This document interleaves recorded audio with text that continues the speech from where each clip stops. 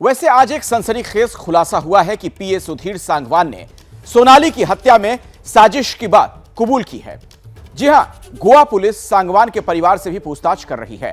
आखिर कैसा था सोनाली फोगाट से उनके पीए सुधीर सांगवान का संबंध? सुधीर सांगवान को क्यों पसंद नहीं करता था सोनाली फोगाट का परिवार? रिश्तों की इस भूल भुलैया का क्या है सोनाली फोगाट के हत्याकांड से कनेक्शन? समझने के लिए आप देखिए हमारी ये एक्सक्लूसिव रिपोर्ट।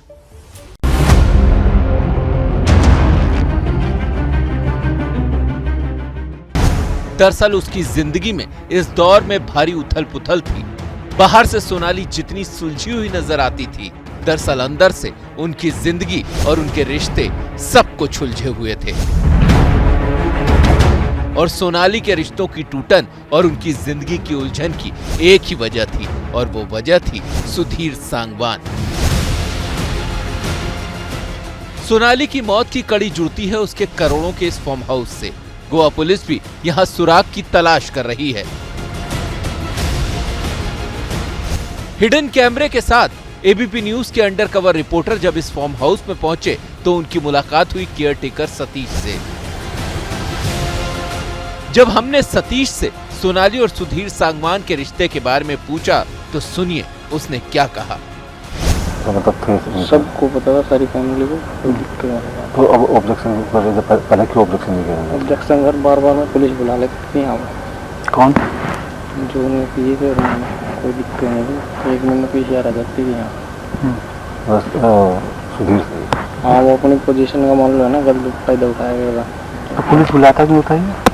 वो बस मैडम को बुखारिंदा भैया हमारे खिलाफ चल रहे हैं, ये चल रहे हैं बस। सांगवान बुलाते थे, मैडम बुलाती थी? सांगवान बुलाता था। फार्म हाउस में पुलिस आती थी, इस बात की तस्दीक इलाके के पुलिस अफसर भी कर रहे हैं कि सांगवान और सोनाली के परिवार वाले कई बार उनके नाम पर फोन करते थे। क्या था क्या नहीं था, लेकिन काम ही जो भी बात साथ वो रहता था। फोन फान की बात करना है तो मैडम के नाम से वही करता था।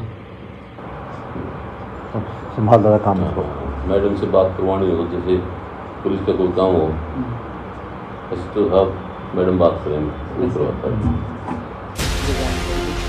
केयरटेकर बता रहा है कि सोनाली और सुधीर सांगवान के करीबी रिश्ते थे, तो क्या यही वो वजह थी जिसके चलते सोनाली सांगवान के हाथों की कठपुतली बन गई?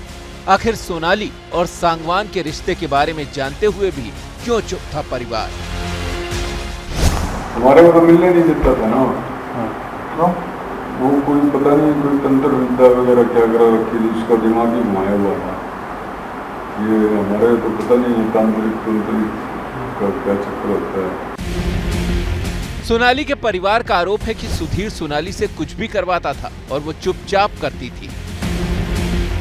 सांगवान सोनाली के चारों तरफ कुंडली मारकर बैठा था। केयरटेकर सुधीर के मुताबिक वो कर्मचारियों की तनख्वाह तक नहीं देता था। सोनाली भी जब उन्हें सैलरी देती थी तो ये कहती थी कि सांगवान को मत बताना।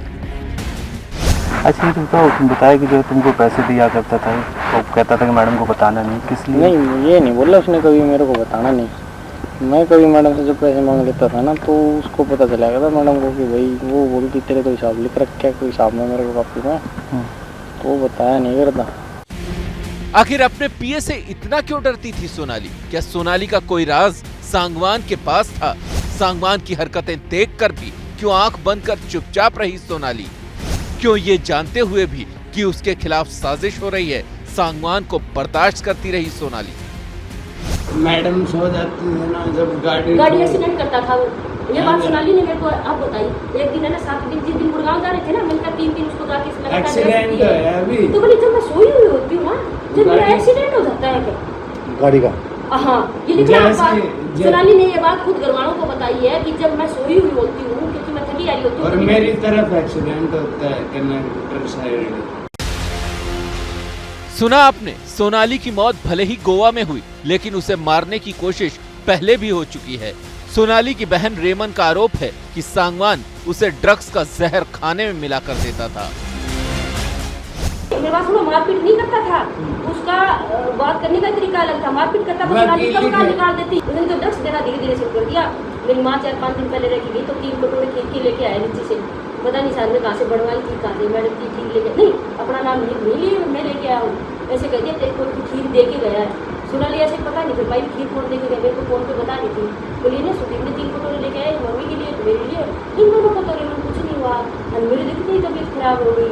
तो मैं उसको पास में होती तो मेरी माँ ने ऐसे कहा तू डॉक्टर के पास ले जा, सुधीर लेके नहीं गया क्योंकि उसने उस दिन ड्रग्स मिलाई थी उसने। लोग आए थे ताऊ जी हमारे फादर। रेमन फोगाट का आरोप है कि जब सोनाली बिग बॉस में गई थी तब सांगवान ने उसके लाखों रुपए और जेवर गायब कर दिए और जब वो लौटी तो कहा कि सब चोरी हो गए। वो बिग बॉस चले गए। और वो बिग बॉस जब तक बिग बॉस में रही ना जब तक तो चोरी नहीं हुई। फिर वो तो उसको बुला के गुड़गांव ले गया, गुड़गांव बैठे रहे। मैडम वो सोनाली कहने लगी आज जाऊंगी जिस दिन चोरी हुई। बोली आज नहीं जाना मैडम जी, बोली ऐसे ही रखी है, मेरे को इसमें पता नहीं किस वजह से है और फिर भी दिमाग में नहीं है। उनकी रात को चोरी करवा कुछ नहीं चोरी किया। केयर टेकर का बयान सोनाली के परिवार वालों के आरोप ये इशारा कर रहे हैं कि सांगवान ही मौत की साजिश का सूत्रधार है, लेकिन कुछ सवाल परिवार पर भी खड़े हो रहे हैं। परिवार को पता था कि सांगवान साजिश कर रहा है तो परिवार वालों ने सोनाली को बचाने की कोशिश क्यों नहीं की? सोनाली को मारने की कोशिश हुई तो पुलिस में शिकायत क्यों नहीं की गई? सोनाली की जान को खतरा था तो वो गोवा में अपने साथ सुरक्षा क्यों नहीं लेकर गई? परिवार वालों ने सोनाली को सांगवान के साथ अकेला क्यों छोड़ दिया? सोनाली की बहन रेमन फोगाट ने बताया है कि गोवा से जब सोनाली ने कॉल किया था तो उसने कहा था कि वो जब लौटेगी तो साजिश का खुलासा करेगी, लेकिन ये फोन कॉल ही सोनाली का आखिरी फोन कॉल साबित हुआ। एबीपी न्यूज के लिए राम कुमार के साथ ब्रजेश तिवारी की रिपोर्ट।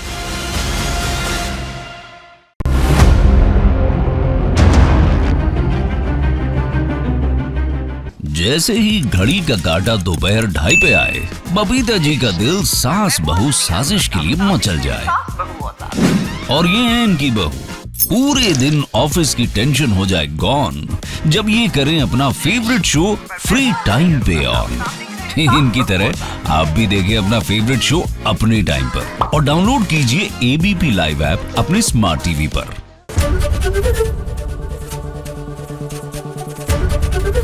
एबीपी न्यूज आपको रखे आगे।